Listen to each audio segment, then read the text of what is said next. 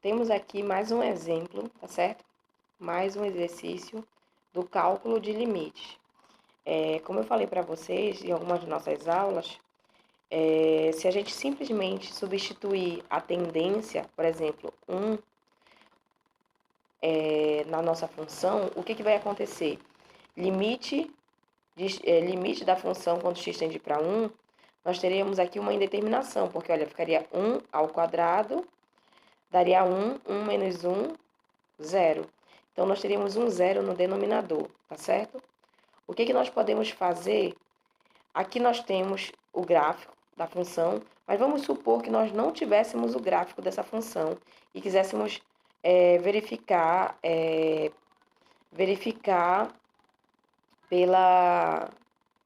algebricamente o valor desse limite, tá certo? Então, vamos analisar o seguinte, ó. Vocês concordam comigo que esse limite aí, essa função, a gente poderia reescrevê-la da seguinte forma, quando x tende para 1. Eu poderia reescrever justamente o denominador como a diferença de dois quadrados, porque, olha, se nós prestarmos atenção, x ao quadrado menos 1 é a mesma coisa de que x ao quadrado menos 1 ao quadrado. E diferença de dois quadrados, tá certo? Pela propriedade de polinômios, vocês podem dar uma olhadinha lá no material que nós temos sobre polinômios no Google Classroom. Prestem atenção aqui, ó, x ao quadrado menos 1 ao quadrado, né? Como é que eu posso reescrever esse polinômio? A diferença de dois quadrados vai ser a multiplicação da diferença pela soma. Então, eu vou substituir aqui essa observação que nós fizemos. Eu vou substituir aqui para podermos simplificar. Então, vai ficar x ao quadrado menos 1 é a mesma coisa do que x menos 1, que multiplica x mais 1.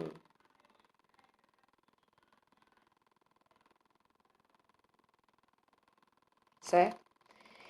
E agora, ó, a gente pode simplificar porque nós temos no numerador e no denominador um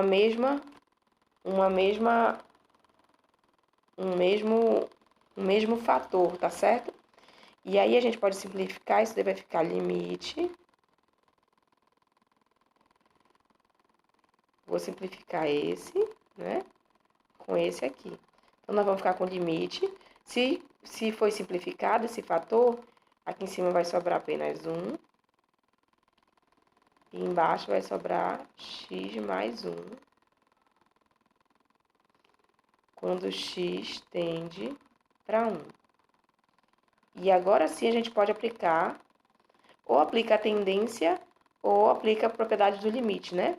Aqui a gente não tem uma divisão, então vai ficar limites de 1, quando x tende para 1.